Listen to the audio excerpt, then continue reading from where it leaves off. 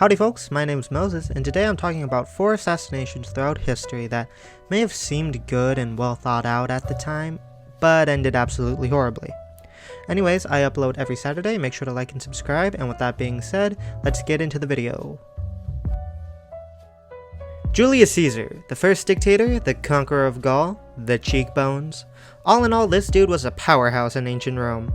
Unfortunately, the Senate hated powerhouses, unless it was themselves, and with all the power Caesar was gaining, he was making a lot of enemies in the Senate.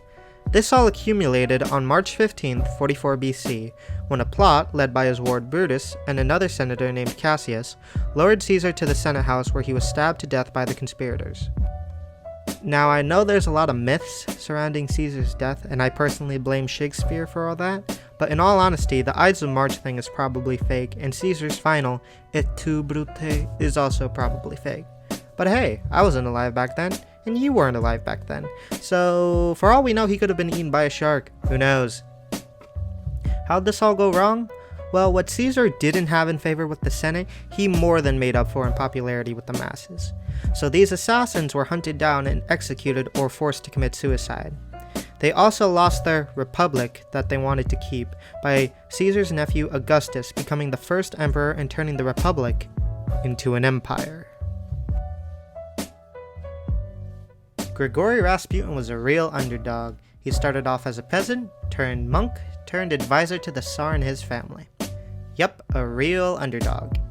However, his advice was horrible, he didn't really live up to the monk thing, and he wasn't the best person. So one night, Prince Felix Yusupov and Grand Duke Dmitry Pavlovich, they decided to invite him to a party.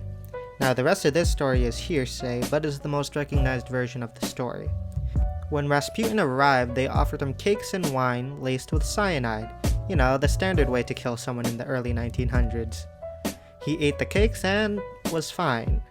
Okay, then just give him the wine. He drinks it up and he's fine. Maybe the poison went bad.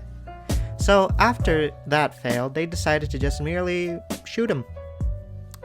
Could have done that first, Felix, but hey, who am I to tell you how to kill someone? So how did this go wrong?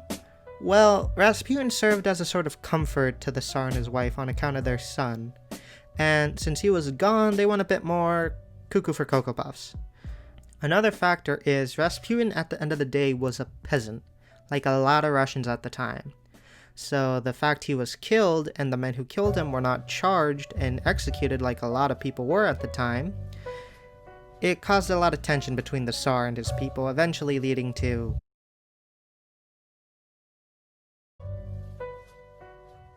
Franz Ferdinand. We all know this from our 9th grade history books. Guy was Archduke of Austria-Hungary, heir to the throne, etc.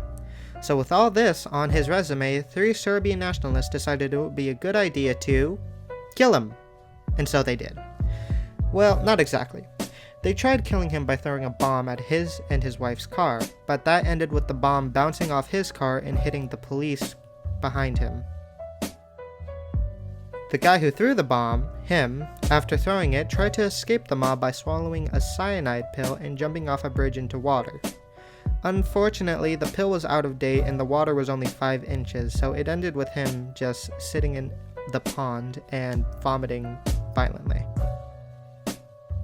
Either way, Ferdinand visited the hospital housing the victims of the bombing, but the driver took a wrong turn and ended up near one of the failed assassins.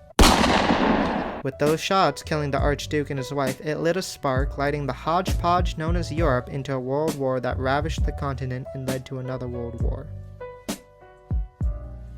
Alright, this one I've probably studied the most myself since the events of this are close to home since I live near DC. So, Abraham Lincoln, the original OG. The dude was casual Fridays before it was cool. I mean, look at that beard. Look at it.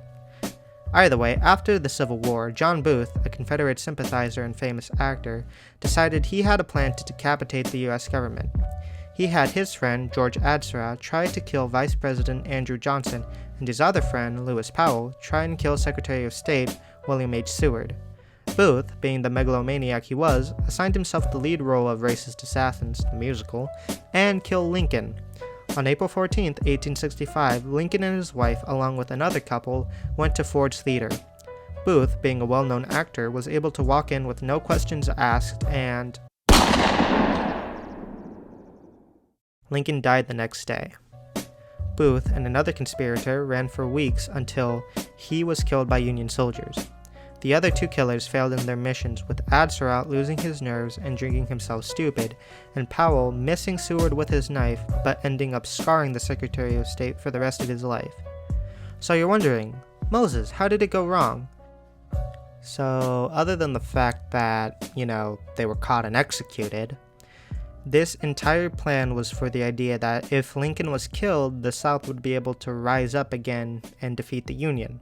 However, Lincoln was actually willing to fix the South. He wanted to rebuild its economy and bring it back into the Union and help establish good relations between white people and black people.